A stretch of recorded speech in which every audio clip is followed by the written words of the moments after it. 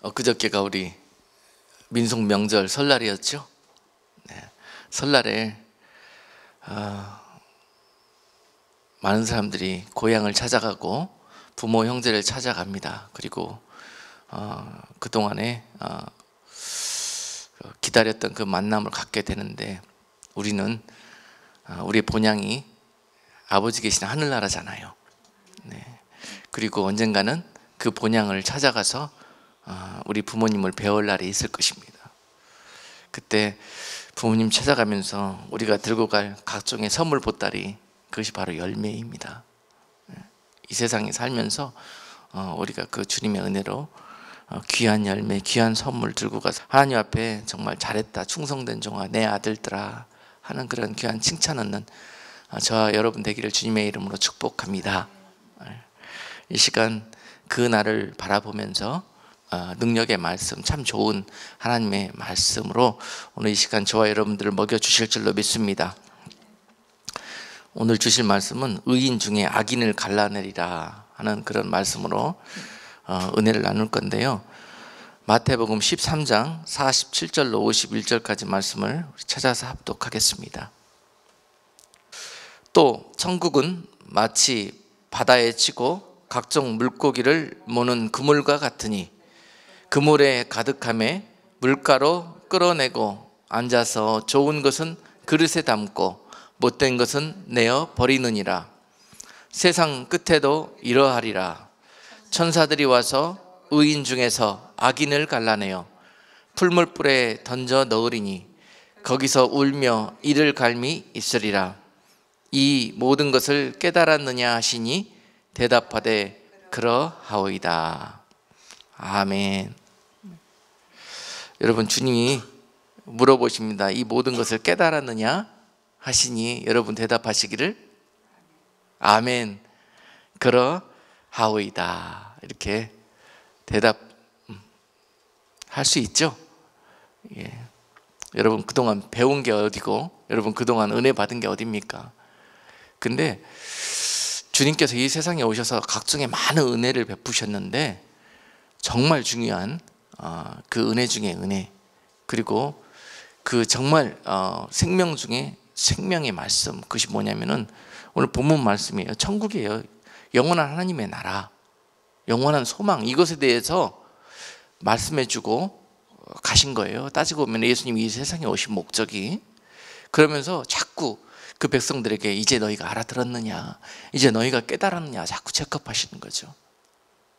오늘 다시 한번 이 말씀을 통해서 여러분들이 정말로 그 세상 끝날에 주님 배울 그날에 그러한 모든 주님의 목적을 다 여러분들을 통해서 이루어지고 있는지 말씀의 거울에 비추어져서 깨달아지고, 또 모자란 부분이 있으면은 그것을 고치고 변화시키고 채워가고자 하는 그러한 마음의 결단과 도전이 생겨날 수 있기를 주님의 이름으로 축복합니다.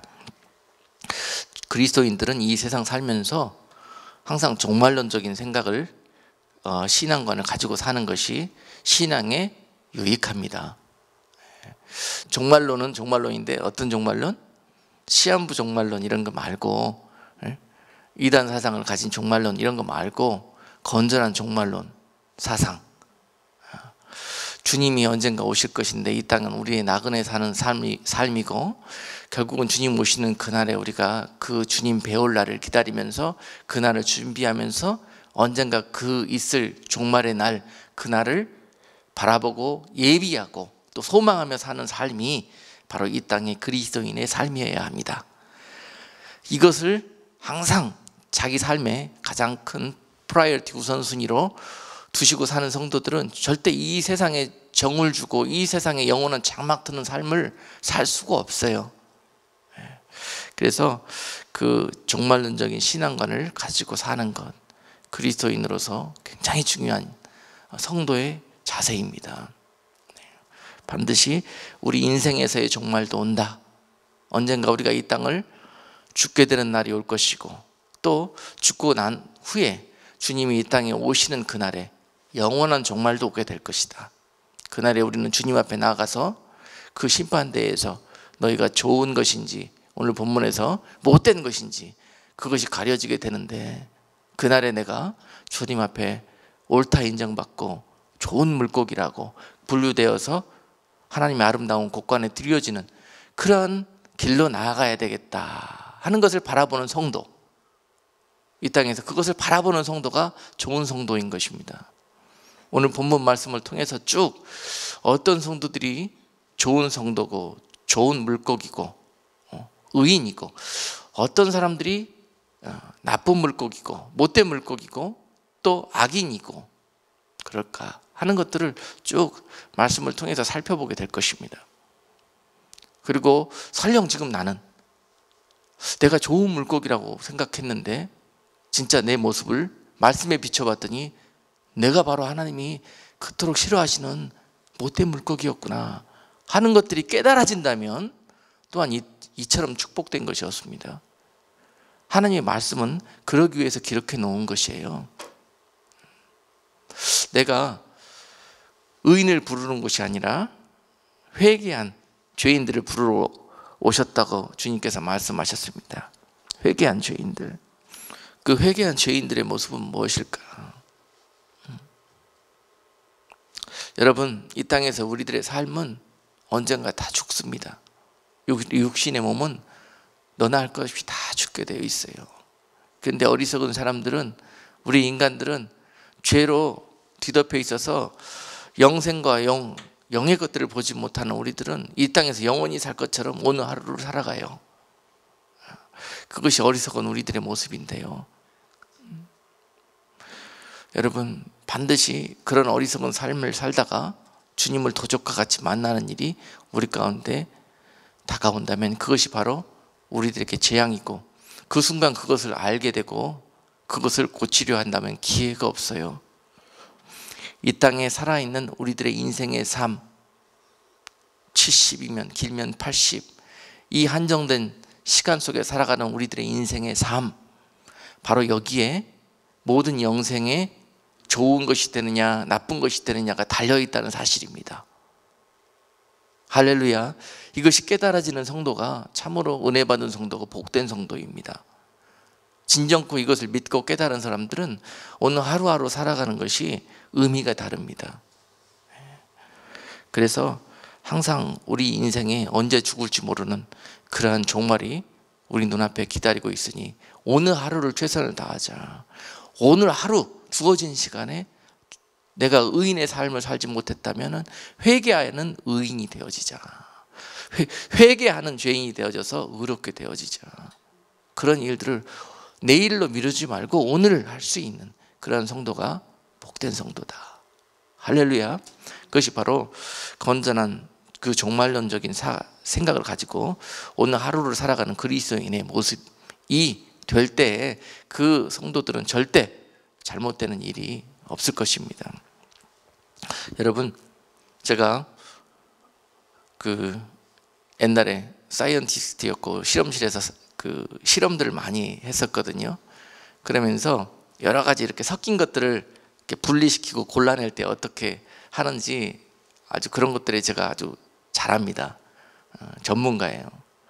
그래서 많이 섞여 있는 곳에서 오늘 본문 말씀에서 그물로 다 물고기들을 잡아가지고 그 중에서 좋은 것과 못된 것을 가르는 일이 벌어지잖아요.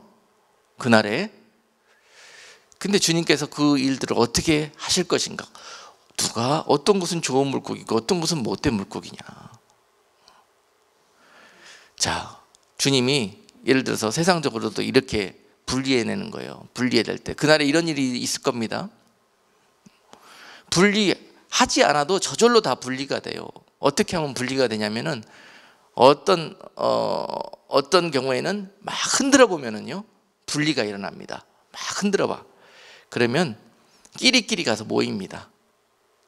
이쪽에서 모여야 될 사람들은 막 흔들면 여기 가서 다 모이고, 막 흔들면 저쪽에 모여야 될 사람들은 저기 가서 다 모입니다. 그래서 그놈을 분리해내버리면 됩니다. 그래서 분리하는 방법 중에 하나가 흔드는 겁니다. 무슨 방법인지 이해가 되시죠? 주님께서 우리를 왜 흔드는지 이해가 되시죠? 너희가 좋은 성도인지 못된 성도인지 흔들어 보면 안다는 거예요. 흔들어 보면은 육적인 성도들은 육에 가서 다 모이고요, 영적인 사람들은 저 칠에 가서 다 모입니다. 그게 분리입니다. 분리. 오늘 그런 일들이 이 땅에서도 이루어지고 있고요. 지금 결국 주님 앞에서도 그런 일들이 일어나게 될 거예요. 결국은 우리 삶이 흔들리는 이유가 뭐냐? 주님께서 우리가 좋은 물고기라는 것을 보시기 위해서 흔드는 겁니다. 그래서 우리는 어디로 달려가 뭐 해야 됩니까? 칠에 가서 주님의 앞에 딱 붙어야 되는 겁니다. 예? 믿음의 편에, 의로운 편에, 주님의 우편에 가서 딱 서 있어야 되는 겁니다. 할렐루야. 네. 그리고 또 어떻게 하면 분리가 일어나느냐? 불어보면 압니다. 불어봐, 바람을. 그래서 알이 꽉 차 있는 놈들은 키질을 하고 바람을 불어도 키 위에 다 남아 있고요. 알이 차 있지 않은 곡식들은 다 바람에 날려서 날아갑니다. 그리고 불쏘시개로 사용됩니다. 그렇죠? 분리하는 두 번째 방법은 심한 바람, 풍랑을 만나게 하셔요. 그 풍랑 가운데 여러분, 교만하고 그 뻣뻣한 사람들은요, 다 뻣뻣이 서 있다가 부러지거나 자빠지거나 그렇습니다. 그런데 겸손한 성도들은 납작 엎드려서 주님을 붙들고 의지하고 주님 살려달라고 무릎 꿇습니다. 바람 불 때. 그래서 살아납니다. 그리고 풍랑이 일어나면 일어나서 다시 새롭게 시작할 수 있는 거예요. 겸손한 자와 교만한 자를 가리기 위해서, 그 좋은 것과 못된 것을 가리기 위해서 바람을 사용하십니다. 주님은. 그리고 또한 물속에 담가버리기도 합니다. 물에 빠져버리게 해요. 그 등에 알이 차있지 않은 죽정이들은 물에 다 뜨지요. 그런데 충실하게 성실한 그 알곡으로 익어진 성도들은요, 다 그 물에 가라앉습니다. 그래서 분리해내는 거예요. 물에 뜬 것들은 다 걷어다가 불쏘시개에 넣어버리는 거예요. 자, 이런 일들을 오늘 본문이 말씀하고 계시는 거예요. 너희들은 어떻게 분리될래 도대체? 분리되어 버리는 무리 두 그룹에 너희가 속하여질 것인가? 아니면 주님이 그 중에서 가려내고자 원하는 그러한 그룹에 너희가 속하기를 원하는 것인가? 네. 누가 의인이고 누가 악인인가? 누가 좋은 것이고 누가 못된 것인가? 첫 번째로 성경에서 마태복음 22장 보시면 혼인잔치의 비유가 나오죠. 혼인잔치의 비유에서 22장 14절에서 청함을 받은 자는 많되 택함을 입은 자는 적으니라 라고 말씀하고 계셔요. 굉장히 중요한 비유의 말씀입니다. 이 가리는 것을 오늘 본문 속에서 49절에서 뭐라고 말씀하셨어요? 마태복음 13장 49절에서 세상 끝에 어떻게 가리느냐, 어떻게 세퍼레이트 시키느냐, 천사들이 와서 의인 중에서 악인을 갈라낸다고 그랬어요. 이게 정말 무서운 이야기입니다. 의인 중에서 악인을 갈라낸다는 그 개념을 잘 이해하고 계시는가 모르겠습니다. 의인 중에서 악인. 말하자면요, 믿는다 하는 사람들 무리 가운데 의인의 회중에 와갖고 그 중에서 불순물들을 다 골라내버리겠다는 의미예요. 그죠? 의인 중에서 악인들을 골라내는데 그 불순물들, 그 악인들이 누구냐 과연? 누구냐? 설명해 주시는데 그 답을 얻기 위해서 첫 번째 마태복음 우리가 22장 보고 답을 얻어요. 청함과 택함의 개념입니다. 주님께서 그 어장 속에, 즉 의인의 회중은 바로 이 시대로 보면 교회 안이라고 보면 맞습니다. 교회 안. 그리고 거기에서 영적 농사를 짓고 있는 그걸 밭으로 표현하시기도 하셨죠. 마태복음 13장에서는. 근데 그 밭에, 즉 교회 안에 그 바닷속 물고기가 사는 그 물속, 그것이 바로 교회 아니에요. 그런데 거기다 놓고 기르고 양육하고 키웠더니 말이죠, 때가 되어서 수확을 하려고 거기에 그물을 내려가지고 거기에서 살고 있는 것들을 건진다는 겁니다. 지금 오늘 본문의 그 의미가. 그러면은 하나님은 그 어장에다 좋은 것들만 심어놨는데 마태복음 13장에서 설명하시기를 마귀가 사람들이 자는 중에 와가지고 거기에 못된 씨를 뿌리고 가버렸다는 거예요. 그래서 그 안에서 못된 씨와 좋은 씨가 함께 자라고 있다는 것입니다. 좋은 물고기와 못된 물고기가 함께 자라고 있다는 거예요. 자, 그런 가운데서 주님이 회복하실 하나님의 나라에서는 못된 물고기는 들어올 수 없다. 그래서 결국 그 날에, 세상 끝날이 오는 그날에는 전부 갈라내실 것이다. 본문이 그런 내용입니다. 무서운 이야기죠. 그 바닷속에서, 그 교회 안에서, 그 물속에서, 교회 안에서, 그 밭에서 같이 커나갈 때는, 같이 양육받고 배울 때는 너나 할 것 없이 다 자기가 좋은 성도고 의인이고 좋은 것이고 다 이렇게 생각하지요. 그렇습니다. 여성분들이 자기가 못생겼다고 생각하는 사람 한 명도 없듯이 그렇습니다. 사람들은 다 자기가 어느 정도 천국 갈 수 있는 조건들을 다 찾아가지고 나는 분명히 교회에 왔으니까 앞으로 주님 오시는 그날에 반드시 주님께서 날 천국으로 인도해 주실 거라 이렇게 생각합니다. 그런데 오늘 본문에서는 마태복음 22장에서는 그 혼인잔치, 왕의 혼인잔치가 열리는 그날에 청함을 받은 자들이 있으되 그날에 택함을 받는 자들은 적을 것이다 이렇게 이야기합니다. 그러면 청함을 받는 것은 무엇인가? 하나님의 은혜로 교회로 초대를 받은 사람들이에요. 그 물속에서 살 수 있도록 은혜를 입은 사람, 물고기들이에요. 그 밭에서 자랄 수 있도록 은혜를 받은 곡식들이란 말입니다. 바로 이것이 청함을 받은 대상들이에요. 할렐루야. 그런데 그 청함을 받았다 그래서 그것이 택함으로 바로 이어지느냐, 구원으로 바로 이루어지느냐, 그거는 바로 그렇게 이야기할 수가 없습니다. 택함을 받았다는 것은 자격을 입었다는 거예요. 자격을. 그리고 나서 거기에서 청함을 받으려고 그러면, 택함을 입으려고 그러면 어떻게 해야 되느냐? 청함을 받고 나서 반드시 자격을 갖추고 와야 된다. 갖추고 와야 된다. 그 내용들이 써 있습니다. 하나님께서, 여기서 왕은 하나님을 의미해요. 하나님께서 혼인잔치를 배설하셨다는 의미는 무엇일까요? 마태복음 22장에. 오늘 저도 그저께 이 구절을 읽으면서 새로운 것들이 이렇게 자꾸 깨달아지는 내용들이 있었습니다. 왕이 혼인잔치를, 아들을 위해서 혼인잔치를 배설하셨다는 그런 의미가 뭘까? 바로 십자가라고 저는 오늘 이번에 읽으면서 그렇게 의미가 떠오르더라고요. 십자가 외에서 왕이 그 아들을 죽이시고 잡으셨어요. 십자가 외에서. 그리고 거기서 피를 흘리시게 하셨어요. 그리고 그 가죽이 벗겨져서, 짐승이 가죽이 벗겨져서 옷이 되는 것처럼 십자가 외에서 주님을 짐승처럼 잡으셔가지고 그 피를 주님께서 뽑으셨고 그 가죽으로 옷을 지어 놓으셨단 말이에요. 그 피는 그 죄인들을 살리는 도구로 쓰고 그 옷은 그 죄인들을 앞으로 죄짓지 말라고 보호해 주시는 그러한 옷으로 쓰시기 위해서 주님을 잡으셔서 피와 옷을 준비해 주셨다. 이것이 보혈이고 이것이 예복입니다. 예복.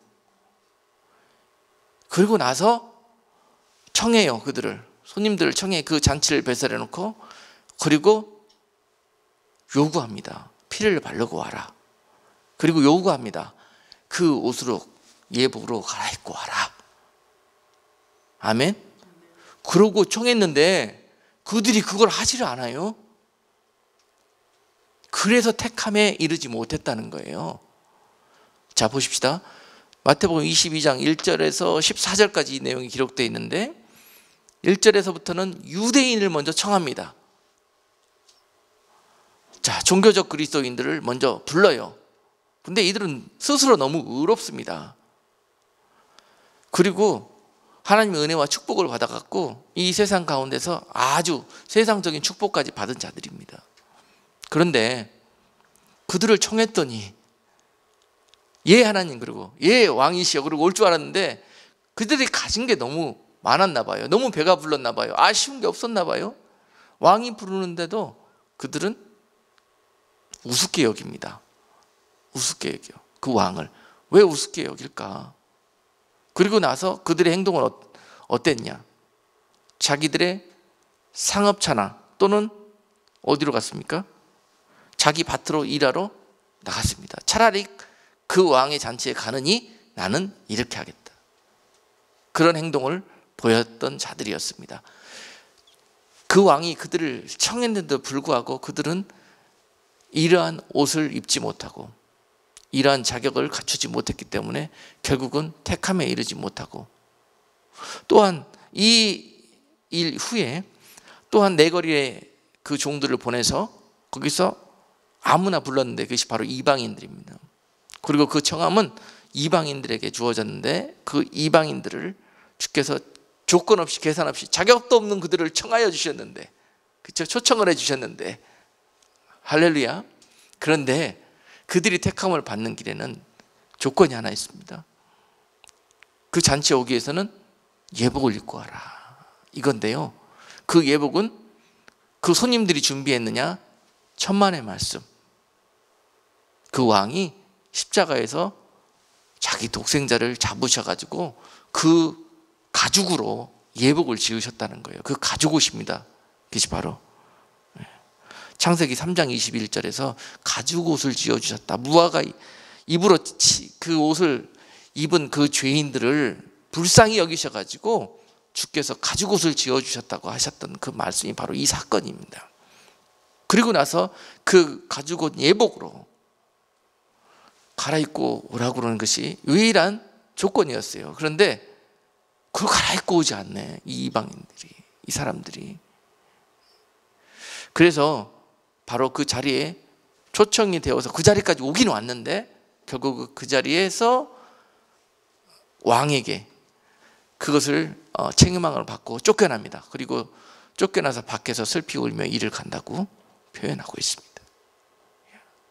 여러분, 오늘 본문에서 50절, 마태복음 13장 50절에 보니까 그들의 결국은 이러한 초청에 그것을 우습게 여기고 경히 여기고 그러다가 결국은 그날에 책망을 받고 못된 것이라고 분류가 되는 그런 자들에게 풀무불에 던져질 것이고 거기서 울며 이를 갈미 있으리라고 경고하고 계셔요.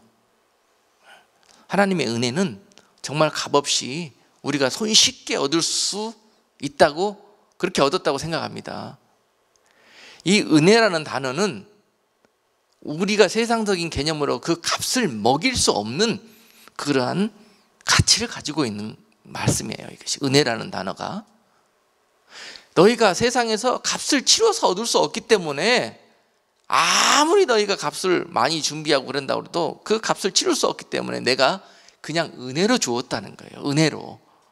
예수님의 보혈과 예수님께서 그 예비하신 그 예복이 은혜로 우리에게 주어졌는데 그것이 값이 없어서 은혜로 준 것이 아니란 말이에요.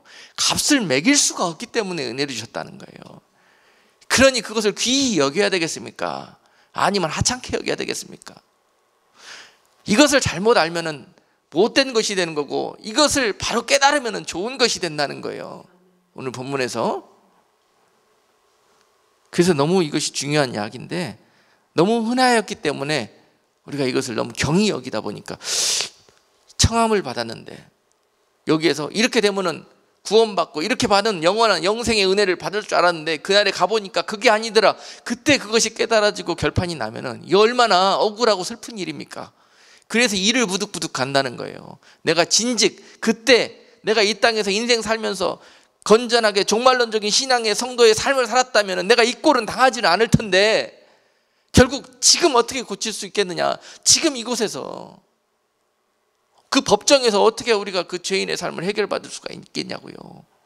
기회가 있을 때, 이 땅에서 기회가 있을 때 옷 갈아입으라고 그럴 때 순종하고 옷 갈아입고 주님의 보혈 바르라고 그럴 때 그 주님의 보혈을 의지해서 정결케 되어지는 일에 날마다 게을르지 않은 성도가 바로 좋은 성도요.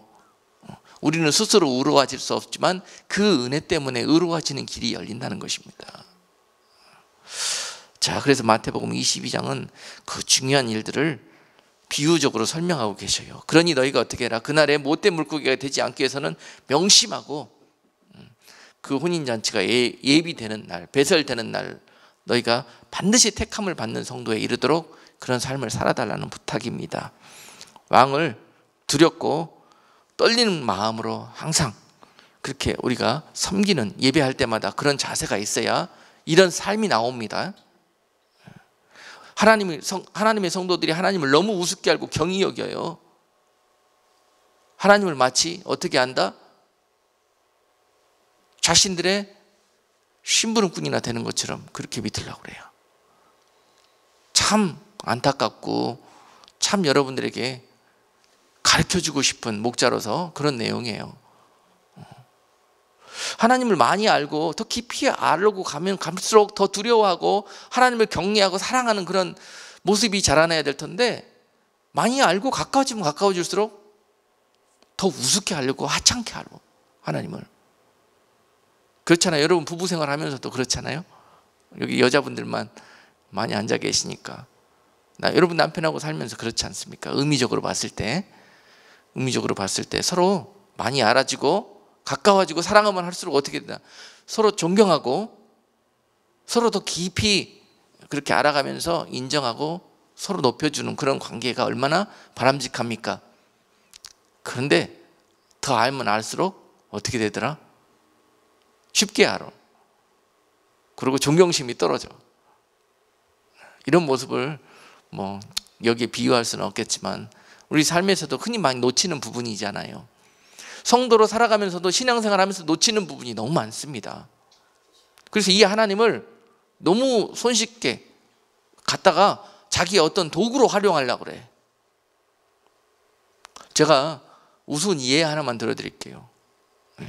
어떤 신방 다니고 사람들 많이 만나보다 보면 듣는 소리가 많잖아요.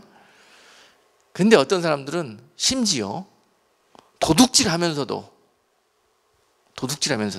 그리고 큰 죄를 짓고 도망가면서도 하나님 나 좀 잘 도와달라고 그래. 도둑질하면서 들키지 않게 도와달라고 그러고, 도망가면서 나 좀 잘 피하게 숨겨달라고 그러고 그래요. 이것이 옳습니까 여러분? 의미적으로 봤을 때. 그리고 그렇게 됐을 때 하나님 감사하다고 그래. 그리고 하나님이 나를 특별히 사랑하신다고 그래. 미쳐버리겠습니다 제가 아주. 웃을 얘기가 아니죠. 근데 많은 그리스도인들이 그렇게 하나님을 믿어요. 많은 그리스도인들이 자기 신부름꾼인 줄 알아. 자기 나쁜 일 할 때 도와주는 분인 줄 알아 하나님이. 제가 이 말씀하면서도 저도 상당히 부끄럽습니다. 제가 오늘 설교 말씀을 통해서 이 말을 해야 되는데 하나님 이 말을 자꾸 하라 그러는데 이 말 자체에 제가 많이 너무 걸려서 한 주일 동안 많이 힘들었습니다. 제가 이 설교를 제대로 할 수 있을까? 오늘 혼자 많이 들먹였습니다. 여러분들도 이 말 들으면서 막 이게 그걸 뭐라 그러죠? 막 찔리는 부분이 있을 거예요. 그렇죠? 없으면 그 정상이 아닙니다. 우리들의 육적인 삶은 연약할 수밖에 없어요. 그렇게 절대 우리 스스로는 의인이 될 수 없어요. 그래서 주님이 필요한 거예요. 그리고 고백하는 거예요. 자꾸 고백해. 씻고 빨고 또 빨고. 우리에게 그런 분이 계시다는 거, 그게 은혜고 그게 축복인 거예요. 그런 세상 사람들처럼 그렇게 하지 말자고요. 심지어 어떤 사람들은 하나님을 믿는다고 하면서도 옛날에 한번 제가 말씀드린 예화인데, 누가 공사하러 어떤 집에 공사해 주러 갔는데 그 집이 믿는 사람이었나 봐요. 또 각종에 막 와서 공사하고 있는데 그 집 고쳐주고 있는데 와갖고 예수 믿으라고 자꾸 막 갔다가 막 그러더니 결국은 공사가 다 끝났더니요, 이 사람이 뭐 돈이 좀 부족했는지 돈을 안 주더래요. 돈을 그 인부한테. 그 전에 와서 자꾸 예수 믿으라고 해놓고 일이 끝났으면 돈을 줘야 될 거 아니에요. 그죠? 돈을 안 주더래. 한 달이 돼도 안 주고, 조금 있다 주고, 조금 있다 주고, 준다 그러고 미루고 안 주고 그러더라가. 이 사람이 하도 화가 나가지고 어떻게 예수 믿는 사람이 저럴 수가 있을까? 나중에는 가서 그냥 욕을 바가지로 하고 다 뒤집어 엎고 그러고 나왔대요. 그랬더니 잘 먹고 잘 살으라고 그러면서 나왔더니 지금 그 말이 뭐냐고, 이 돈 안 받겠다는 의미냐고 물어보는 거예요. 그래서 막 욕을 한마디 해주고 자기가 나왔대요. 그랬더니 그 사람이 뭐라고 그랬냐면, 하나님 너무 감사하다고. 자기가 성경헌금을 내려고 그랬는데 이 돈이 굳어져 가지고 이 돈으로 성경헌금 내면 되겠다고. 그 가는 사람 그 사람한테 그러더래요. 이 사람이 예수 믿겠습니까? 안 믿겠습니까? 이 말 듣고. 그런 사람들이 나가서 전도한다고 돌아다녀요. 누구를 전도하고 누구를 구원합니까? 그런 모습으로, 그런 그리스도인들이. 근데 그런 분들이 너무 많아요.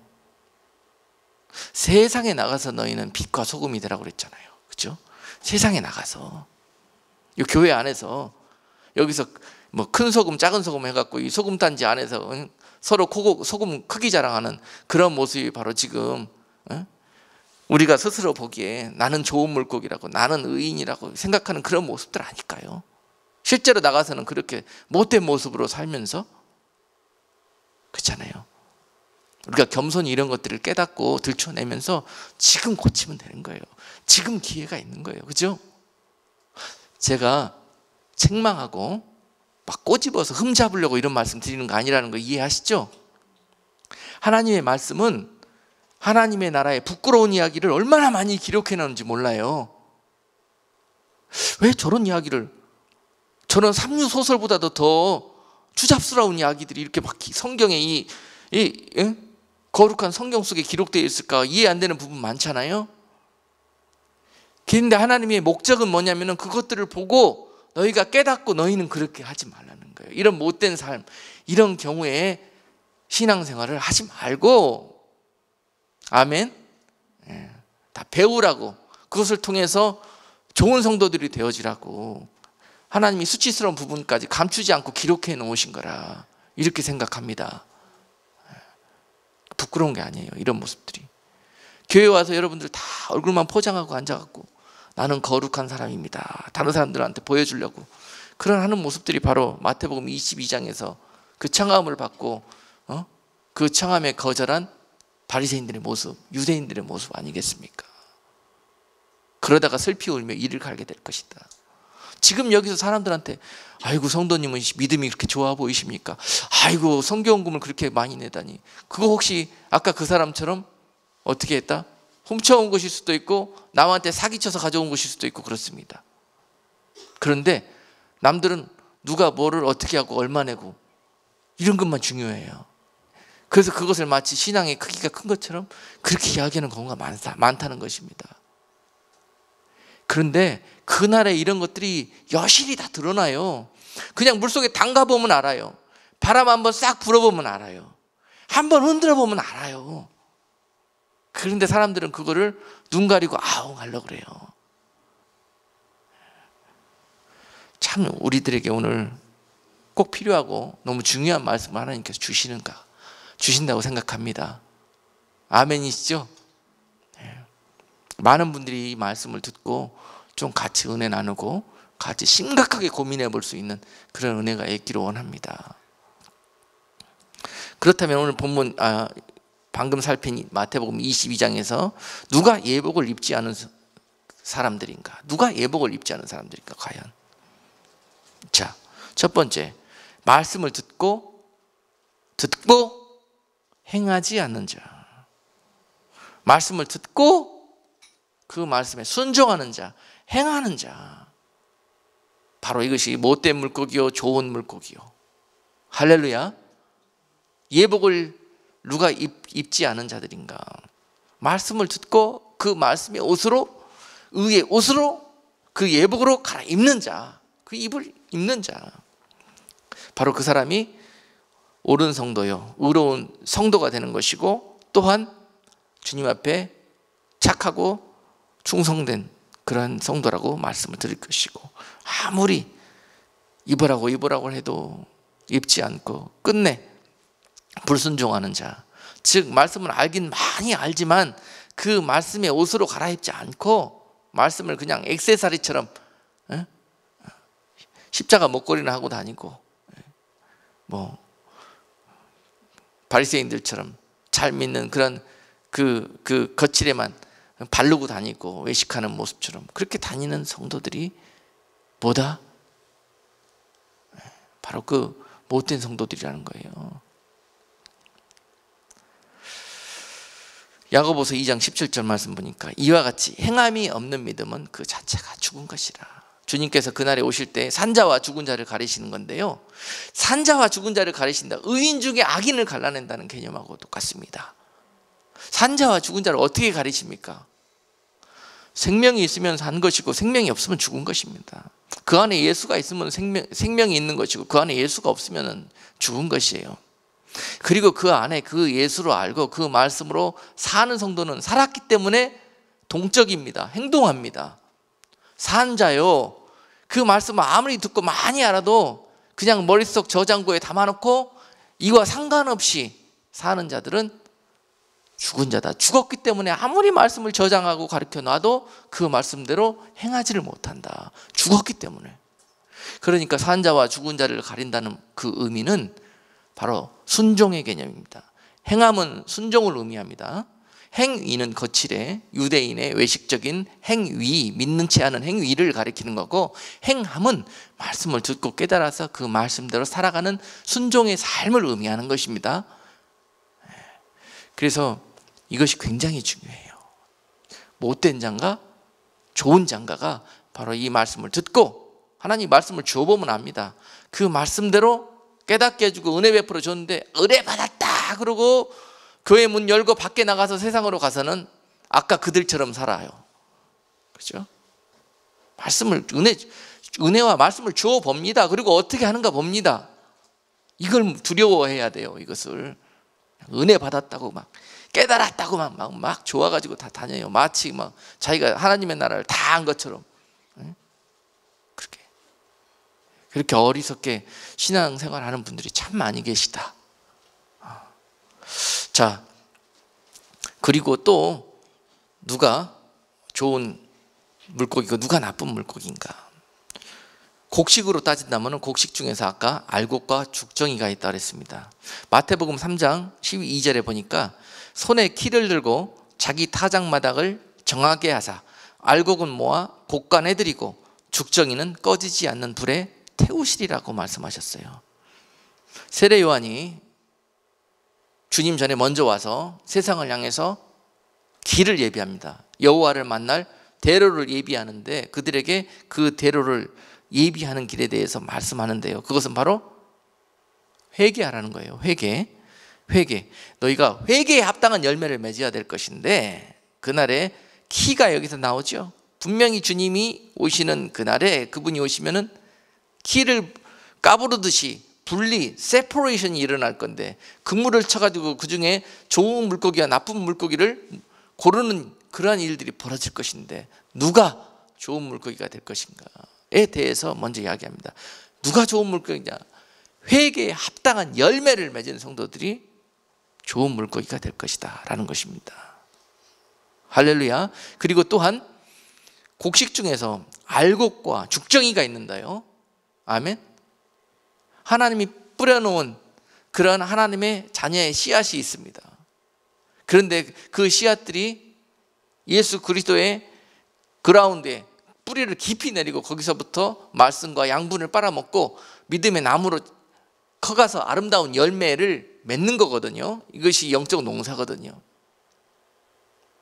그런데 그 곡식들이 그 농사를 게을리하고 뿌리를 땅에 예수 그리스도 옥토에 깊이 박지 못하고 뿌리가 얇게 내림으로 말미암아가지고 많이 먹지도 못해, 많이 알지도 못해 예수님에 대해서. 그러면 해가 남에 쉬 말라 시들어서 죽어버린다고 그랬습니다. 그래서 열매를 맺을 수가 없다고 그랬습니다. 자, 죽정이는 그 시련과 고난 속에서 알곡으로 익어지는 일을 게을리한, 그러다가 어떻게 된다? 이 와서 키를 들고 까부리는 그날에 날아가 버리게 된다면은 결국은 불구덩이에 던져져서 슬피 울며 이를 가는 결과를 맞이하게 될 것이다. 세례 요한이 와서 경고하고 있습니다. 그러면 누가 죽정이고 누가 알곡이냐? 자, 이쯤 하면은 답이 나오셔야죠. 누가 죽정이고 누가 알곡이냐? 똑같이 둘 다 곡식이에요. 종자는 곡식의 종자인데, 그 곡식이 알이 꽉 차게 익으면 그 열매가 되면 알곡이 되는 거고, 그 곡식이 알이 차다 말고 모양만 곡식이고 그 속에 찬 것이 아무것도 없다. 그러면 죽정이가 되는 건데 뭐가 덜 찼기 때문에 죽정이가 됐느냐? 세례 요한이 답을 줬잖아요. 회개. 아멘. 회개에 합당한 열매를 맺고. 자, 여러분, 그 알을 채우는, 그 곡식의 속을 채우는 일들은 무엇이냐? 오늘 마태복음 3장은 회개의 그 키가 있다고 설명하십니다. 아멘. 그리고 예수 안에 그 뿌리를 내리고 있으면은 항상 그 하나님의 성령이 우리와 함께 하심으로 때에 맞게 우리에게 요구하시는 것이 있어요. 항상. 근데 우리 이 세상에서의 삶은 죄 짓는 삶일 수밖에 없거든요. 그때마다 요구하십니다. 회개해라, 씻어라, 정결케 되어라. 내일 그분이 오실지 모른다. 내일 그분이 오셔도 부끄럽지 않도록 오늘 회개해라. 그렇게 회개에 합당한 열매를 맺고 있는 자들이 바로 알곡이라는 거예요. 할렐루야. 깨달아지는 은혜가 있기를 바랍니다. 자, 그리고 또 우리가 흔히 헷갈리는 가운데 곡식과 가라지라는 개념이 있어요. 마태복음 13장은 곡식과 가라지라는 개념을 통해서 좋은 것과 못된 것을 구별하여 설명해 주십니다.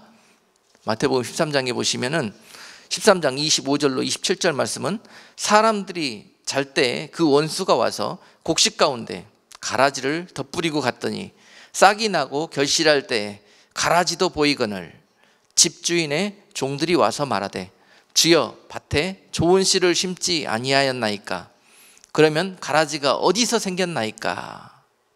그랬을 때 주님께서 이제 대답해 주십니다. 그 제자들의 질문 앞에 마태복음 13장 38절로 40절에서 밭은 세상이요 좋은 씨는 천국의 아들들이요 가라지는 악한 자의 아들들이요 가라지를 뿌린 원수는 마귀요 추수 때는 세상의 끝이요 추수꾼은 천사들이니 그런즉 가라지를 거두어 불에 사르는 것 같이 세상 끝에도 그러하리라.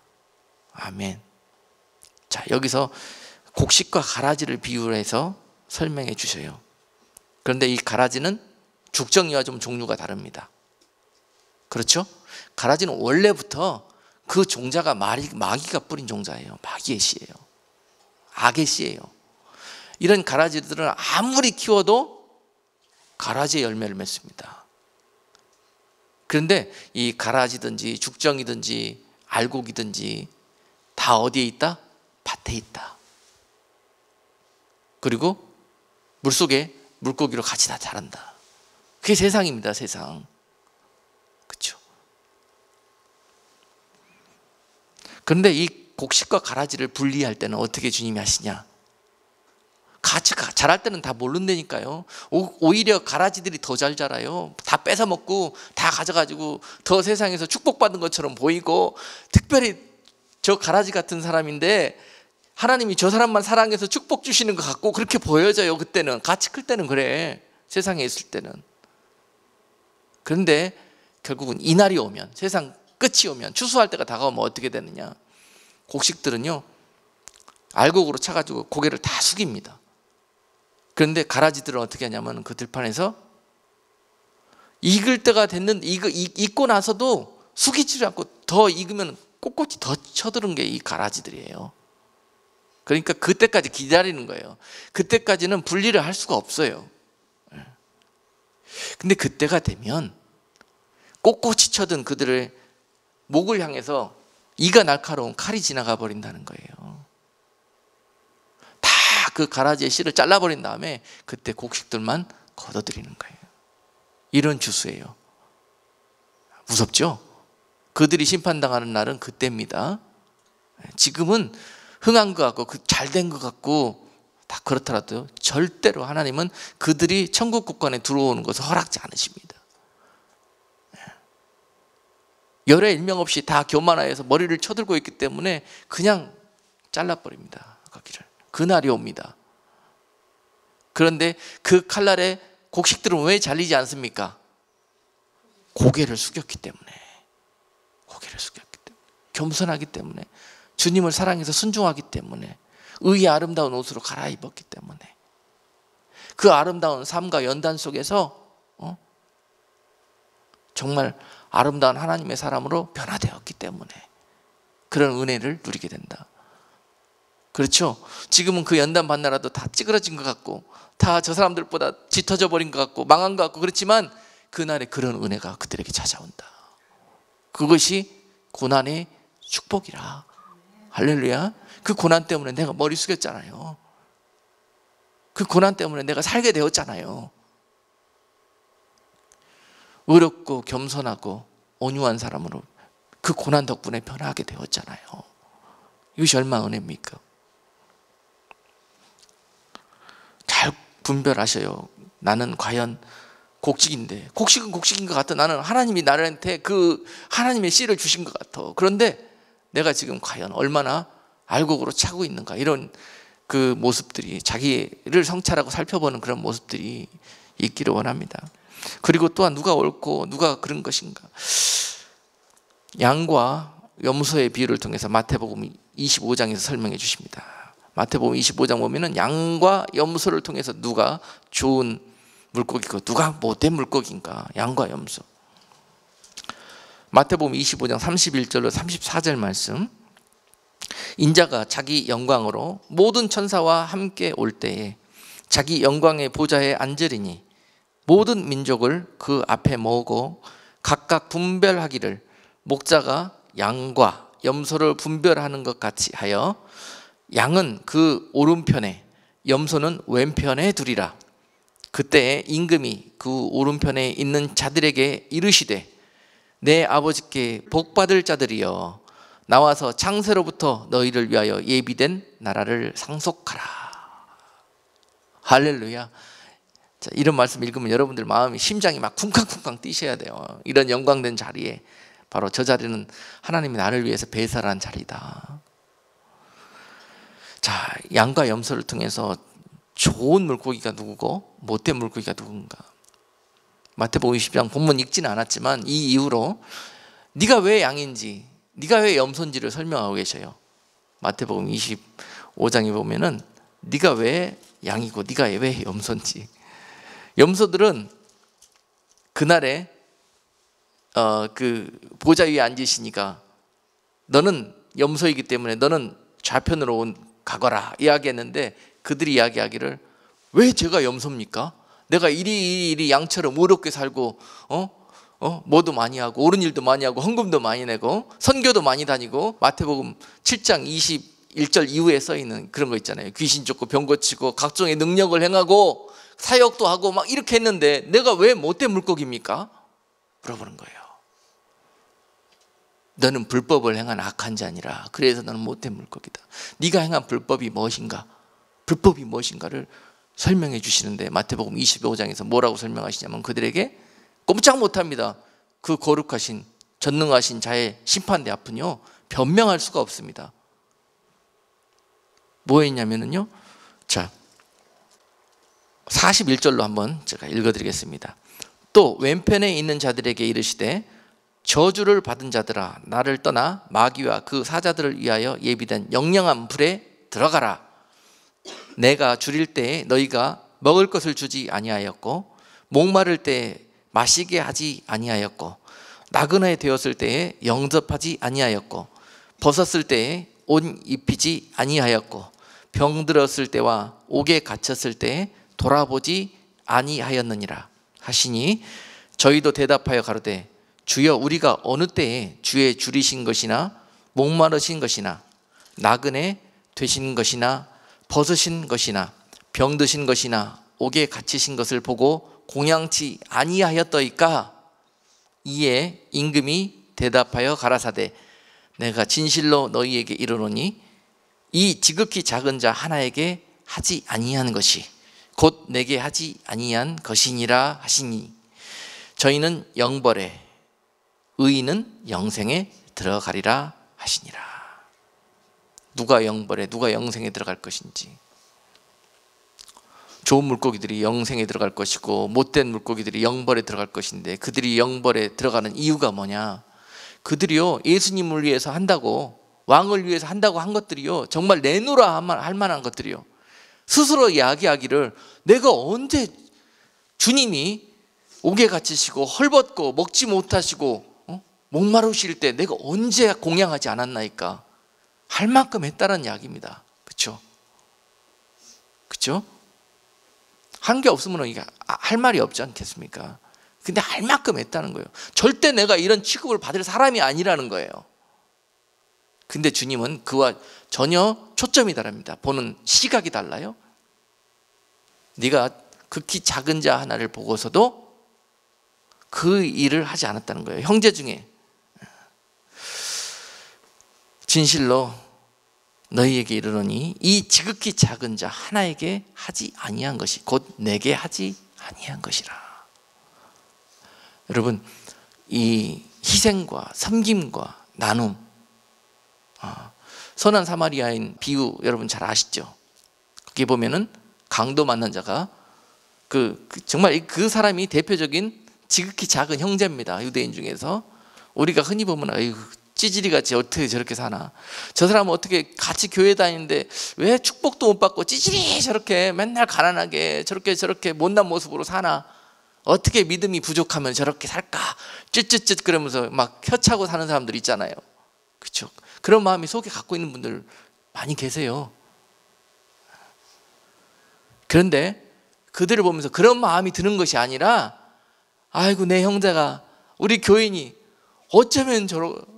어쩌다가 저랬느냐, 내 것을 나누고 내가 좀 아픈데 상처를 씻어주고 또 내가 좀 섬겨주고 살펴주고 하고 싶다는 마음이 드는 성도, 할렐루야.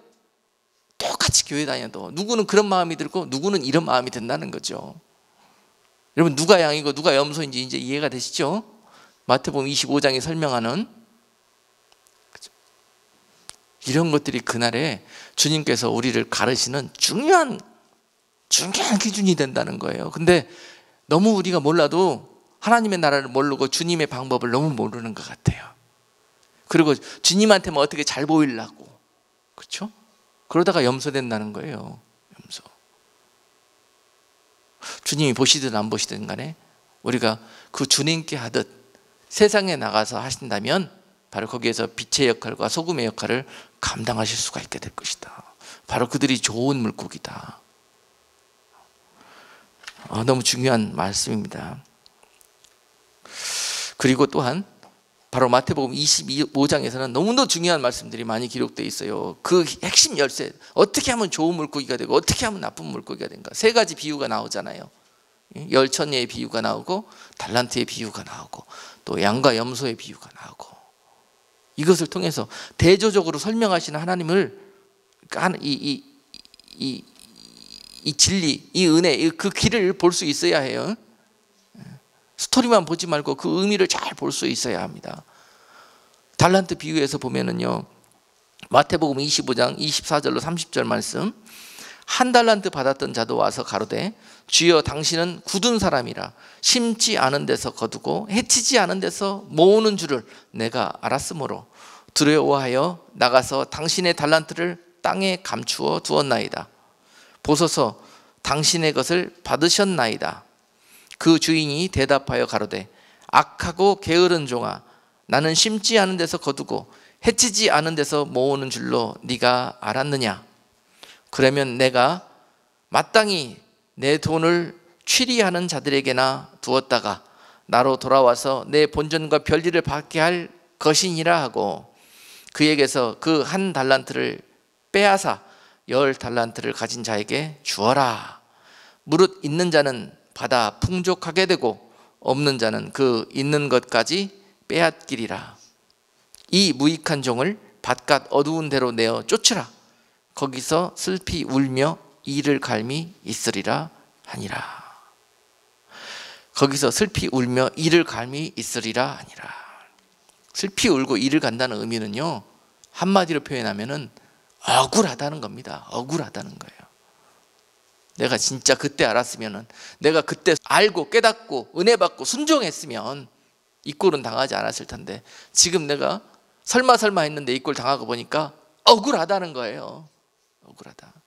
그래서 이를 가는 거예요. 이걸 보고 우리가 배워야 합니다.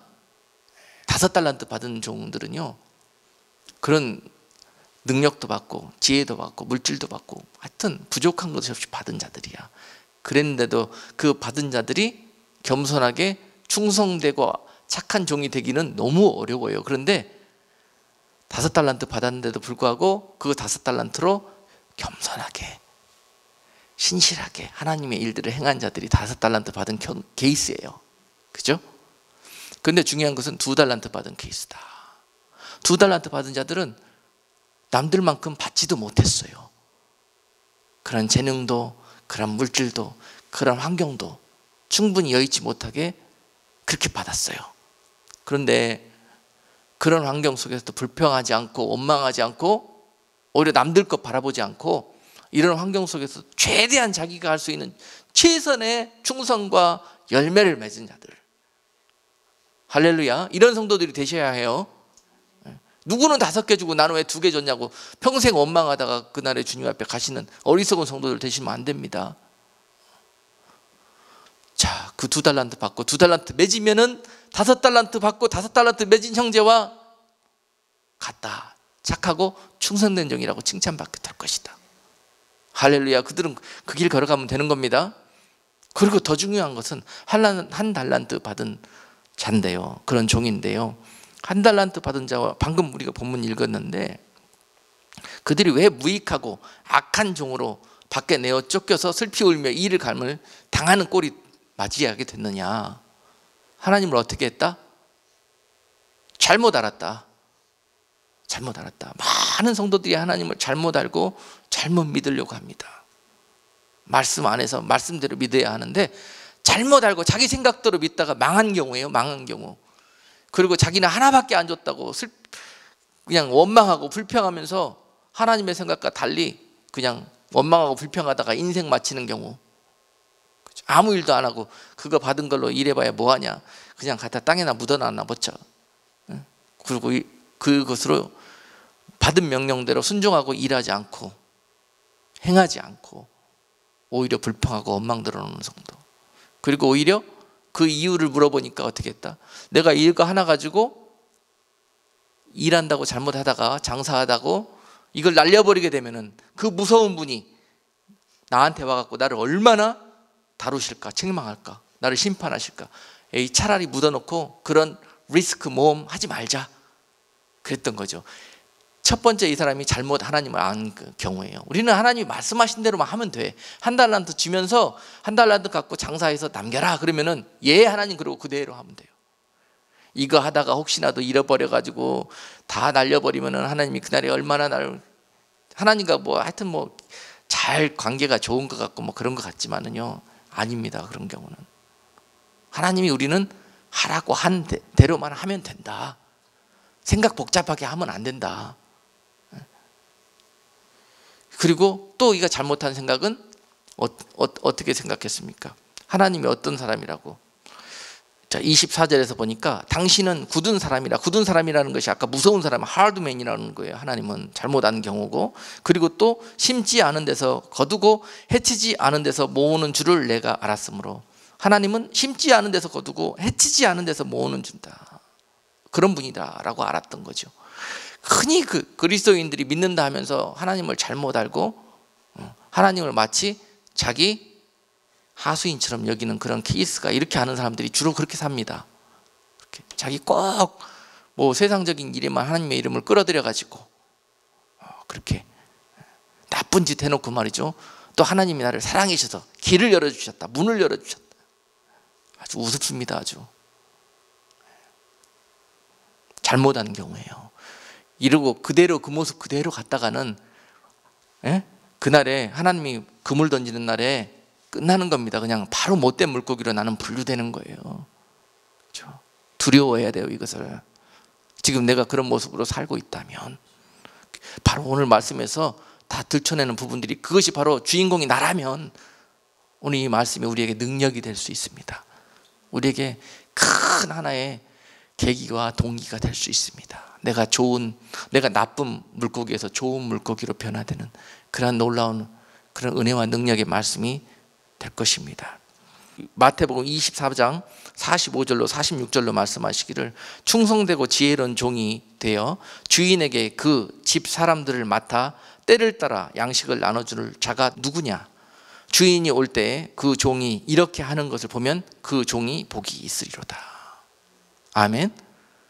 그래서 주님 오실 때가 가까워지는 이 때에 그 맡겨진 양들에게 충분히 때를 따라서 이 때에 합당한 이 말씀들로 먹이는 종들이 그날의 주인이 오실 때 복받을 종들이다라는 거죠.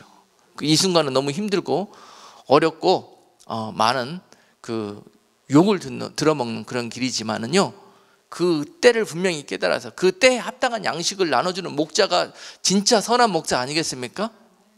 네. 사꾼 목자는 누구입니까? 때에 따라 상관없이 자기 상만 쫓아서 일하는 종이 사꾼 아닙니까? 이 시대에도 참 때가 바로 이러한데 불구하고 여전히 삭을 쫓아 일하는 종들이 얼마나 많이 있습니까? 참 불쌍하고 참으로 정말 너무너무 마음이 답답한 그러한 일들이지만 그것이 하나님의 마음이시지만은요, 반드시 종들에게 말씀하시기도 또한 이런 일들이 벌어질 것이다. 너희는 때를 따라 양식을 나눠주는 목자가 되어야 할 것이다. 할렐루야. 양들을 살리는 일이라면은 아모스처럼요, 그렇게 열심으로 때를 따라서 풀이 없을 때는 양들이 먹을 것이 없어서 죽을 것 같으니까 자기 몸을 팔아서라도 그 바리새인들의 밀밭에 가서 밀의 밑둥을 먹이면서 그 양들에게 환난의 시간들을 견디게 하여서 그들에게 생명을 연장케 해주는 목자.